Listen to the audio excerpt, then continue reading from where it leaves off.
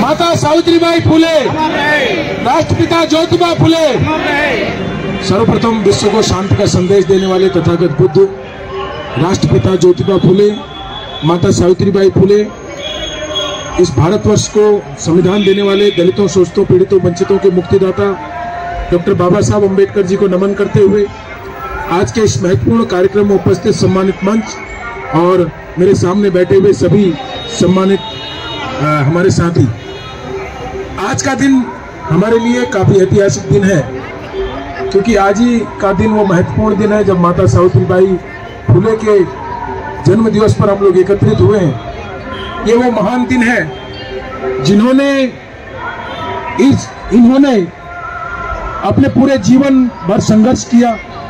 एक गरीब परिवार में जन्म लेने के बावजूद महिलाओं को शिक्षा का अधिकार दिलाया। जिस दौर में आप अनुमान लगा सकते हैं, भारतवर्ष में महिलाओं को शिक्षा का अधिकार ही नहीं था, उन्हें शिक्षा से कोसों दूर रखा गया था। उस दौर में इनके पति राष्ट्रपिता ज्योतिबा फुले द्वारा पहले इनको शिक्षित किया गया, उसके बाद इनके द्वारा तमाम स्कूल खोले गए, जिन स्कूलों के माध्यम से इन्होंने महिलाओं को पढ़ाया, महिलाओं को शिक्षा का अधिकार दिया। उस दौरान भी तमाम माता सावित्रीबाई फुले को कठिनाइयों का सामना करना पड़ा।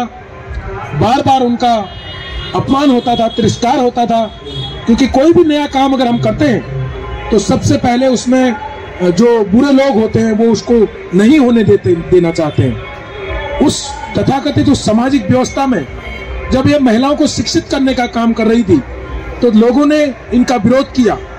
खुद इनके ससुर जी ने भी इनका विरोध किया।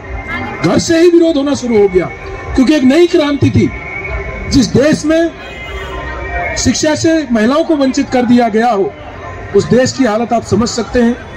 इन्हीं से प्रेरणा लेकर के डॉक्टर बाबा साहब अम्बेडकर जी ने महिलाओं को भी समान अधिकार देने का काम किया और माता सावित्रीबाई फुले के जन्म दिवस पर हम लोग एकत्रित हुए। हमें उनको नमन करना चाहिए। साथ ही जो पुरुष प्रधान देश है उसमें भी केवल किताबों में ही महिलाओं को सम्मान अधिकार नहीं, बल्कि उसको अपने जीवन में भी हमें लाना चाहिए सभी को। निश्चित तौर पर आज के समय में महिलाओं को तमाम चीजों में जो है उनको महत्व दिया जा रहा है, अच्छी बात है, लेकिन उनके प्रति जो नफरत की भावनाएं लोगों के दिमाग में है उसको भी कहीं ना कहीं हटानी होंगी। और मैं माता सावित्रीबाई फुले के जन्म दिवस पर समाज को संदेश देना चाहता हूं कि महिलाएं पुरुषों से कम नहीं है। आज महिलाएं इस देश की राष्ट्रपति तक बनी है तो वो माता सावित्रीबाई फुले की बदौलत बनी है। यदि माता सावित्रीबाई फुले महिलाओं को शिक्षा का अधिकार दिलाने में सफल नहीं हो पाती, ज्योतिबा फुले महिलाओं को शिक्षा का अधिकार दिलाने में सफल नहीं हो पाते, तो आज के समय में महिलाएं इतनी प्रोग्रेस नहीं कर पाती।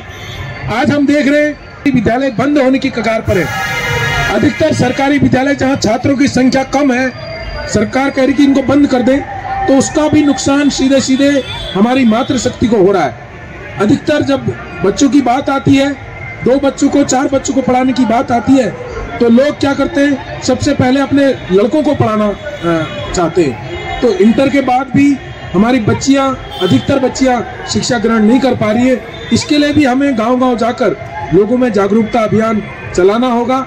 और साथ ही साथ जैसा कि आदरणीय जी आर टमटा जी ने कहा कि हमें हल्द्वानी जैसे महानगर में और नैनीताल जैसे जिलों में, तमाम जो उत्तराखंड के जिले हैं, क्योंकि दूर दराज से हमारी बच्चियां यहाँ पर पढ़ने आती हैं, उनकी आर्थिक स्थिति इतनी मजबूत नहीं होती है कि वो रोज कॉलेज में जा सकें, वहाँ पर रेगुलर पढ़ाई कर सकें।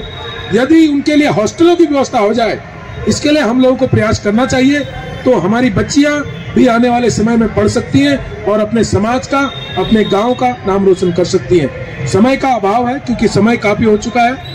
मैं आप सभी का इस कार्यक्रम में तहे दिल से आभार व्यक्त करता हूं। धन्यवाद। जय भीम, नमो बुद्धाय।